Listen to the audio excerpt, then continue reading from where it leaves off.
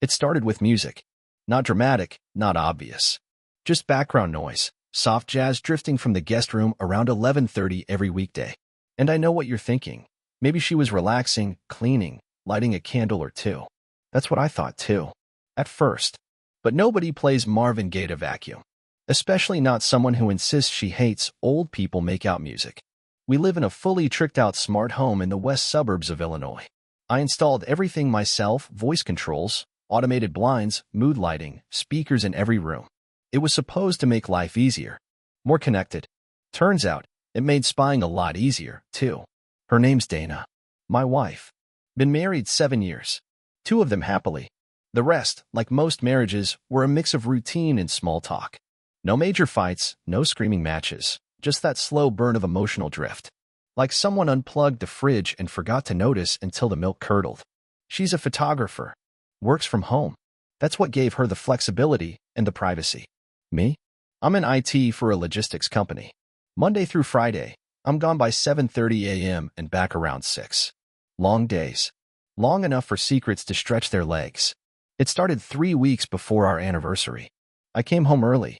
Boss let me off after a network update finished quicker than expected. Pulled into the driveway around 3:45 p.m. and noticed the blinds in the guest room were closed. Odd. Dana never closes blinds. Not unless she's editing photos or trying to take a midday nap, which, again, isn't her style. I walked in through the garage. Quietly. The hallway echoed with slow, sultry saxophone, some cliché jazz mix echoing through the speakers I installed myself. Alexa, lower volume. The music dropped to a whisper. I stood there. Waited. No voices. No footsteps. I opened the guest room door. Empty. Fresh linens on the bed. A candle burned on the side table, one of those $40 boutique ones she said we couldn't afford last month. A wine glass sat next to it. Lipstick rimmed. No photo gear in sight. She was in the kitchen when I stepped back out. Oh, hey babe, she said, smiling like she hadn't just staged a rom-com scene 2 doors down. Home early? Yeah. Boss had mercy. She laughed, kissed my cheek, and handed me a beer. No explanation for the music. No mention of the candle. I didn't push. Not yet. The next day, I checked the Alexa app on my phone. Most folks don't realize Alexa keeps a full history of every command ever spoken. And if you've got multiple devices synced on the same account, like we did, well, it's all right there. I opened the history log. Scrolled. Paused. There it was. Alexa, play smooth jazz. Alexa, set romantic lighting. Alexa, add condoms to shopping list. Timestamps? Right around noon. Every weekday. Consistent. Then I scrolled further back. 2 weeks ago. Alexa, lower volume to 3. Alexa, what's a good wine for a date night? Date night. Right. The woman who forgot our anniversary last year was suddenly Googling wines for lunch? I kept scrolling. Voice print matched hers every time. It wasn't a fluke. It wasn't a glitch. It was deliberate. Routine. Cozy. She was nesting. In my house. With my speakers. And some faceless backup dancer she thought was invisible. I didn't confront her. Didn't scream. Didn't change the locks or leave a note on the fridge like some passive-aggressive sitcom character. I got curious. Not just about who, but how far it went. That weekend, I synced our smart fridge's grocery list history to a dummy email. Every item ever added. And guess what kept popping up every Friday? Strawberries. Whipped cream. Condoms. Prosecco. A romantic picnic, except the only park she's been visiting is our guest room mattress. So I made a plan. Our anniversary was coming up. 7 years. She wanted to throw a party. Said it'd be small and intimate, close friends, some wine, a catered tray of overpriced pasta from her favorite Italian place. I agreed. Said I'd handle the tech side. Ordered a top-of-the-line Bluetooth speaker. Told her it was a gift. Even wrapped it. She smiled, kissed me, and whispered, "You're always so thoughtful." If she only knew. Because inside that speaker was a pre-recorded voice memo. Not mine. Hers. Lifted directly from the Alexa app's voice history. Command after command, one after another. Play smooth jazz. Set romantic lighting. Add condoms. Add condoms. Add condoms. The party's this Saturday. The guests are confirmed. And the best part? One of the RSVPs came in late from a woman named Camille. Her husband's name? Mark. I've never met him, but I checked Dana's phone once. And there was a text. Just one. From M. It read, "Can't wait to taste that wine again. Let's see how it pairs with exposure. Because on our anniversary, I'm letting Alexa host the evening. And she's got a lot to say. There's a special kind of silence that comes with knowing something someone else doesn't. It's not peace. It's pressure. Like holding your breath underwater while the world above hums along, oblivious." That's how the week before our anniversary felt. Dana floated through the house like a woman auditioning for Wife of the Year. Suddenly she was making breakfast again, folding my laundry like we were dating, asking me things like, "Do you still like that blue shirt?" She even offered to wax my car. It would have been sweet if I hadn't already heard her say, "Alexa, dim the lights to 30% at 12:47 p.m. last Thursday." I smiled. I nodded. I let her plan the party. She wanted fairy lights on the patio, charcuterie boards, and a Spotify playlist that didn't include old people jazz. I told her I'd handle the music and tech surprise element. I said, "Just trust me." She beamed. I beamed right back. Monday, I prepped the speaker. It looked like any high-end Bluetooth cylinder, sleek, matte black, premium sound. But inside was a time-triggered playlist rigged with one special track. I recorded it in GarageBand on my work laptop. Nothing fancy, just audio clips I downloaded from our shared Alexa history, edited for clarity, volume leveled for punch. I titled the file, Track 7, Anniversary Special. It started with a cheerful tone, followed by Dana's voice, clear as day. "Alexa, play smooth jazz." Then a pause. "Alexa, set romantic lighting." Another beat. "Alexa, add condoms to shopping list." I added in some background ambience, soft, eerie piano notes between commands. Like Alexa had joined a horror podcast. The effect was unnerving, detached, sterile, just like Betrayal. I synced it to autoplay at 7:15 p.m. on Saturday, 15 minutes after dinner, right when everyone would be relaxed, full, tipsy. I even masked it behind a fake file name, Love Mix 2023. She'd never check it, not when she was too busy playing host. Wednesday, I picked up the wine. The expensive stuff. The kind Dana used to say we couldn't afford unless it was a real occasion. I made sure to get the same bottle she bought last month, the one listed in the grocery order right between strawberries and whipped cream. Camille confirmed attendance via text that morning. "Excited for Saturday. Bringing a friend? Hope that's okay." I texted back. The more the merrier.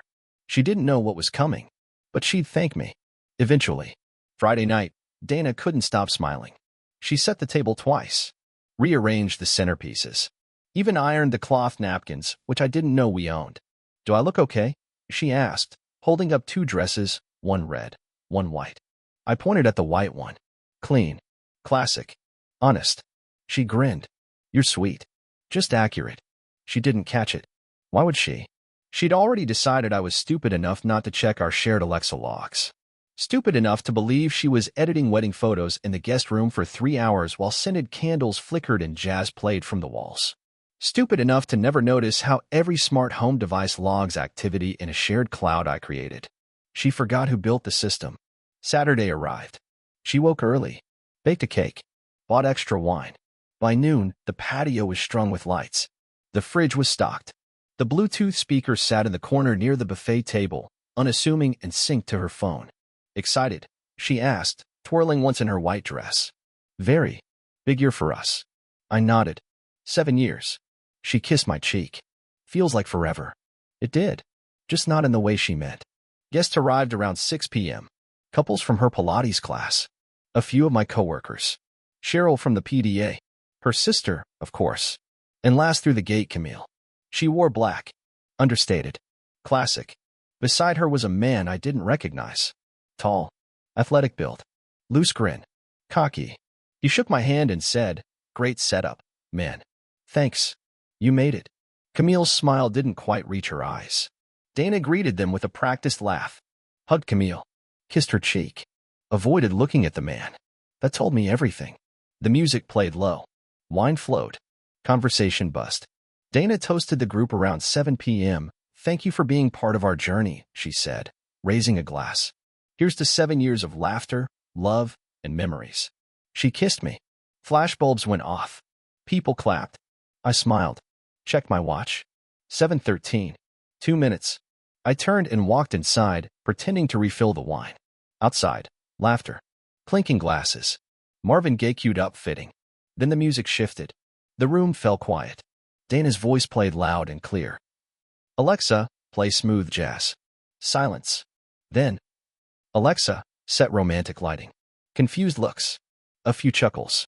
Then, Alexa, add condoms to shopping list. Everything stopped. Even the wind. The clip repeated 3 times, each command like a nail hammered in slow motion. I stepped back outside. The Bluetooth speaker sat there like a bomb that had already gone off. Camille stared at Dana. Dana stared at me. The man beside Camille, Mark, I assumed, looked like he'd seen a ghost and wasn't ready to admit it. Then Camille pulled something from her purse. A phone. She tapped the screen, opened a photo, held it up to Mark, then to Dana. Still taste that wine, Dana? Dana went pale. Mark backed away like someone had just pointed out his name in a court summons. Nobody moved. Dana opened her mouth, closed it, opened it again. I stepped beside her, whispered. Alexa wasn't the only one listening. And then I raised my glass. To the smartest home in town. Nobody laughed. Not yet. But it was coming. If you've ever heard a Bluetooth speaker go silent in a backyard full of 30 people, you know what I'm talking about. It's not real silence, it's loaded. It buzzes. It hums. It vibrates with every unspoken, "What the hell was that?" hanging in the air.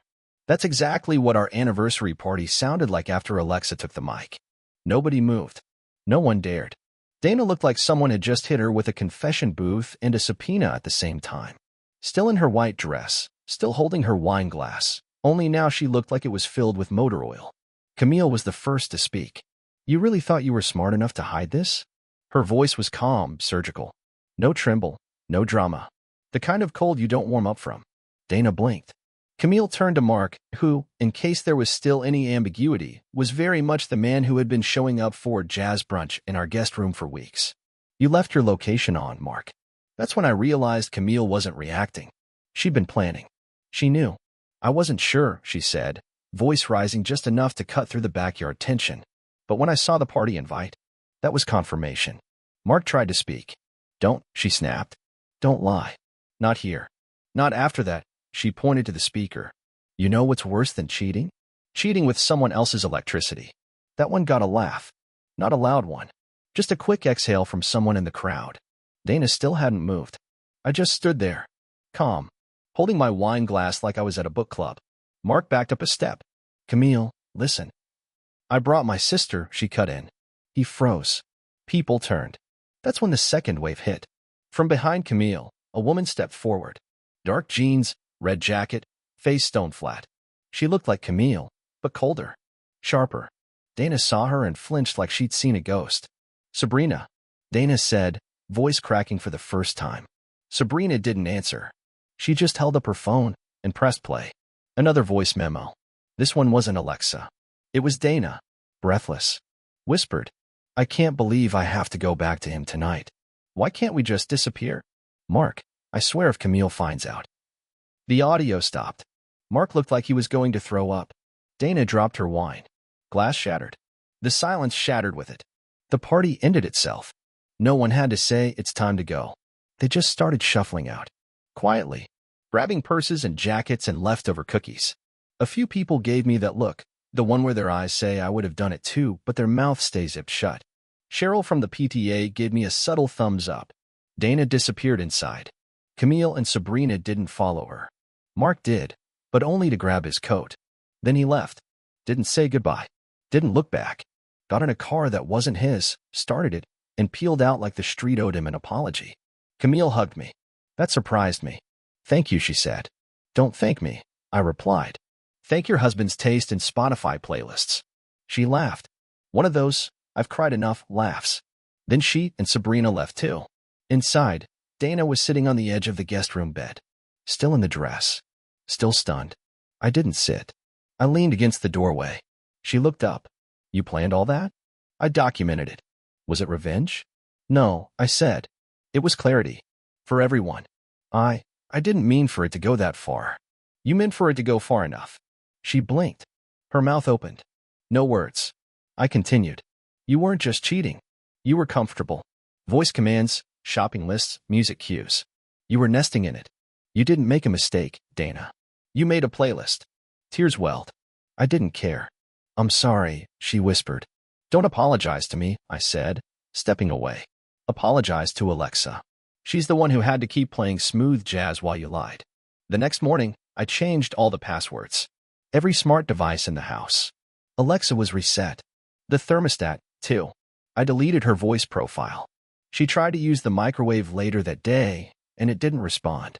Felt poetic. She asked me timidly if she could stay for a few days until she figured out where to go. I said yes, but I moved into the guest room. The irony didn't escape either of us. I slept like a baby. No music, no candles, no lies, just peace. 2 days later, a package arrived.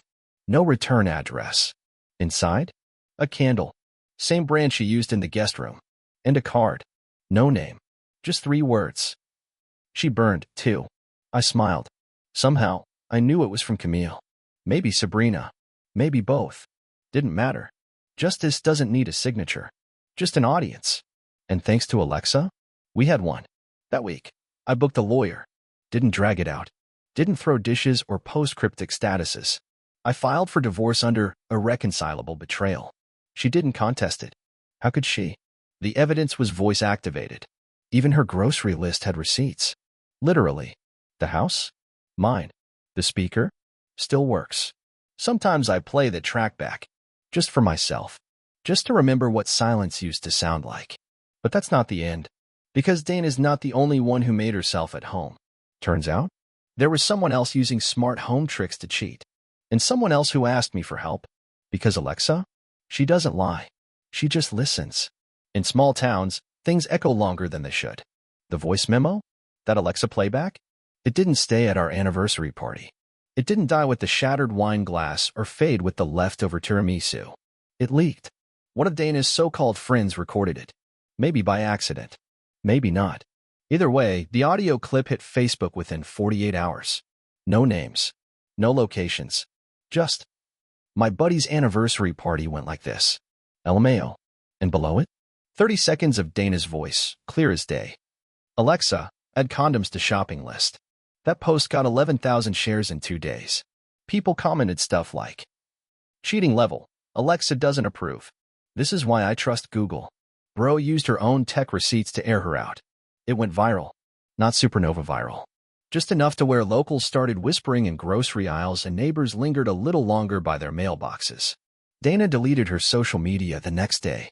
By the weekend, she was gone. I came home Saturday evening and found a note on the kitchen counter. No envelope. No drama. Just 3 lines in her handwriting. I'm sorry. I didn't know how to stop. I'll be at my sister's for now. Please take care of the dog. The dog stayed. She didn't.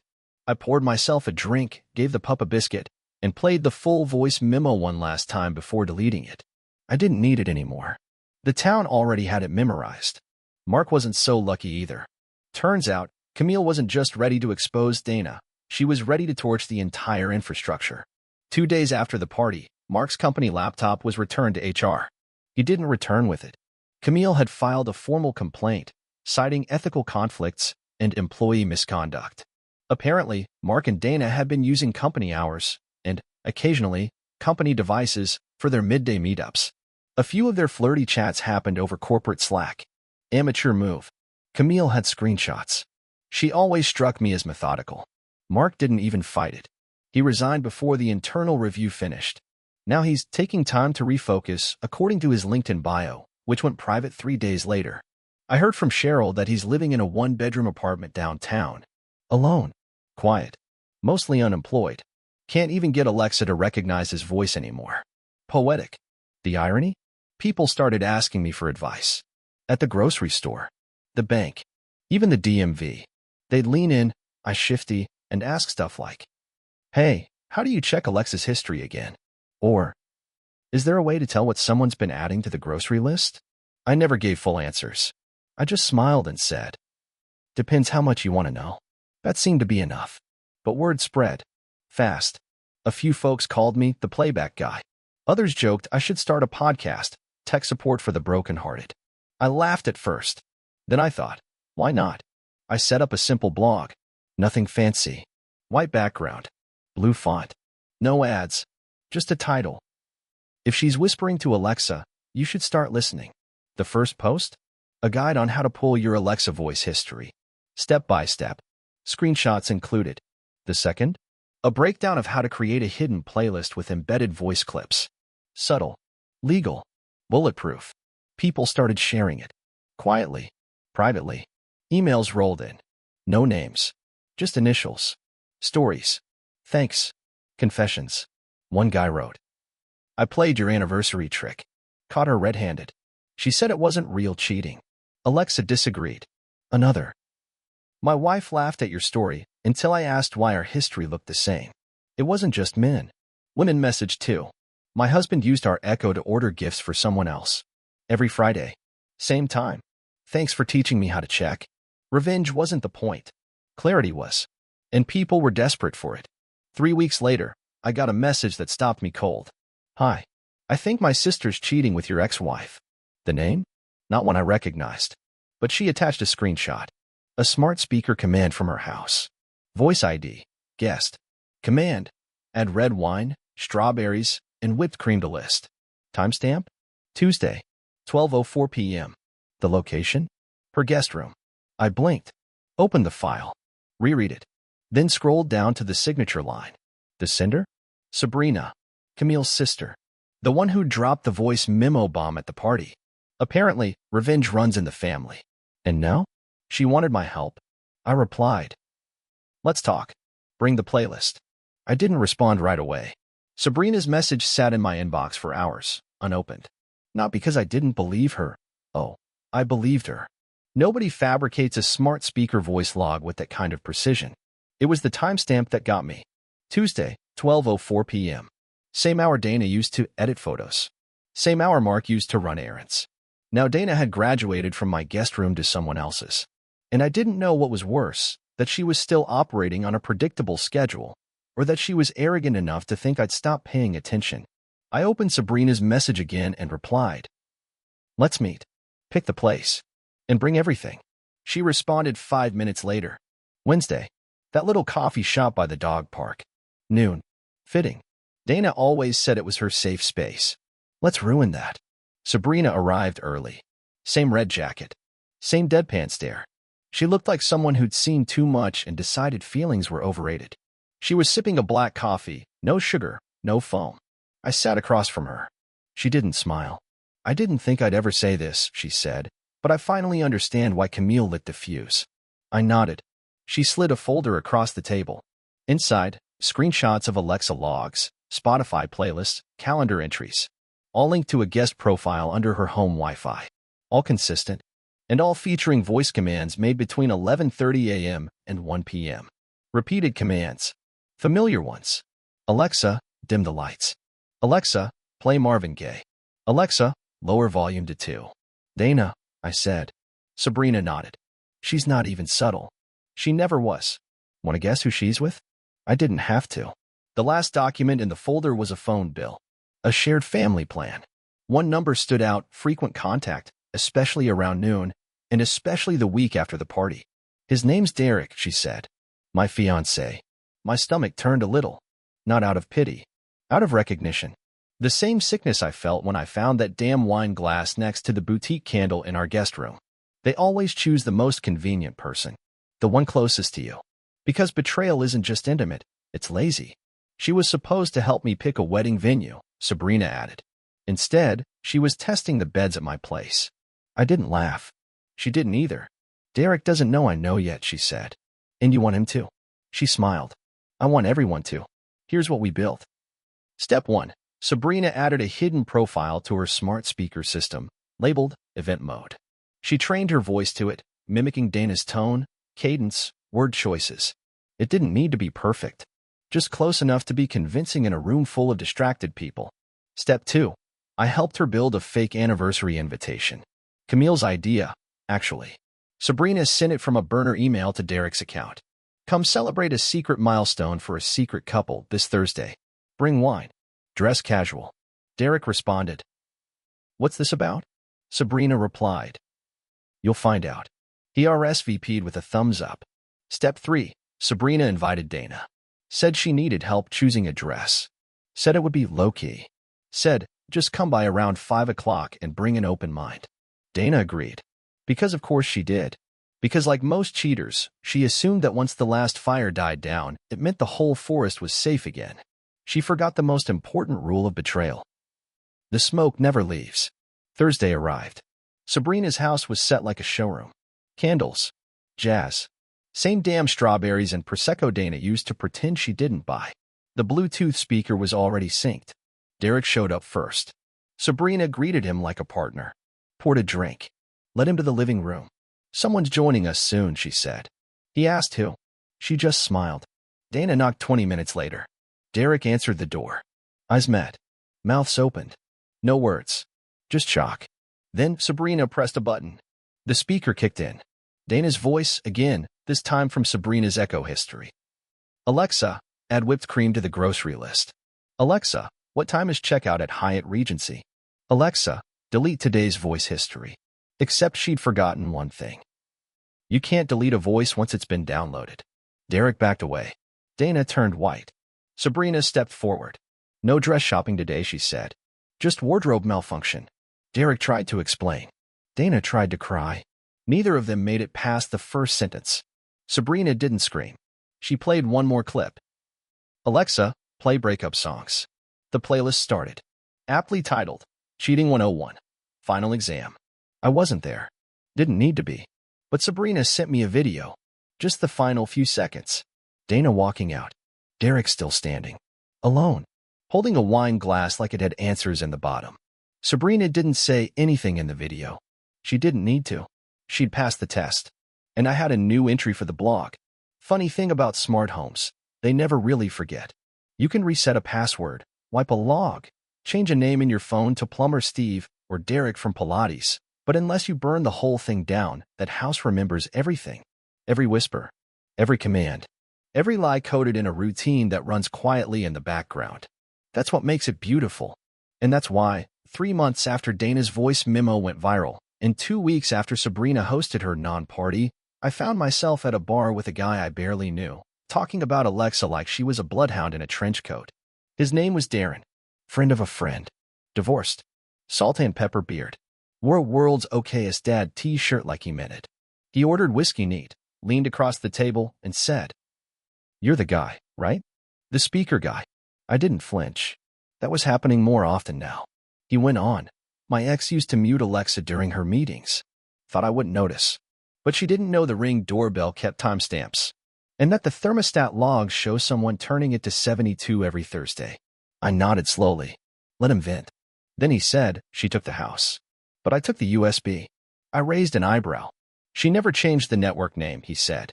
It still backs up to the drive I set up. Even now. You think that counts as consent? Depends, I said. You want revenge or receipts? He smiled. Just want her to stop pretending. That's what they all want. The blog kept growing. What started as a joke post titled, If she's whispering to Alexa, you should start listening, had turned into a full-blown library of smart home survival tactics. I didn't write it all myself. Sabrina submitted a piece titled, Romantic Lighting and Other Red Flags.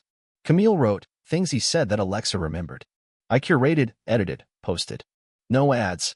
No sponsors. Just data and heartbreak, collated like a digital autopsy. Most readers came quietly. They didn't comment. Didn't share. But I saw the analytics. Middle America. Coastal cities. A spike in visits from the UK after some reporter posted the link on Reddit. A sharp uptick in search terms like how to check Echo voice history without alerting partner. Smart home betrayal signs. Is Alexa recording everything? Answer to that last one? Yes, she is. And she's better at it than you think. I never heard from Dana again. Last I checked, she moved to Colorado. Her Instagram went private, then vanished. Mutuals say she's healing. Good for her. I hope her new smart speaker still listens to Barry White on cue. I deleted her voice ID from the cloud myself. One click. Like she was never there. Except she was. And Alexa still auto-suggests romantic jazz whenever I cook dinner past 7 p.m. I leave it. Let the house remember. Sabrina, though, she stuck around. We text occasionally. Not flirtation, not confession. Just conversation. She sent me a voice note last week. Weird how calm I feel. Like the chaos drained out of the walls. Like my house finally belongs to me. That stuck with me. Because that's what betrayal does. It infests your furniture, your air vents, your playlists. It turns set the lights to warm into a trigger. But clarity? That's antiseptic. Cold, precise, and final. 2 months ago, I got a package in the mail. No return address. Inside, a new Bluetooth speaker. Matte black. Same model I used at the party. Taped to it was a note. Just 3 words. For the next one. I didn't recognize the handwriting. Didn't need to. I added it to the shelf, right next to a hard drive labeled Event Mode, and a folder titled Confirmed. Because I'm not in the business of revenge. I'm in the business of light switches and truth. And the next time someone says, it's probably nothing, just background music, I'll smile. Because that's how it always starts. With jazz. And ends with a voice that doesn't know it's being heard. Subscribe to the channel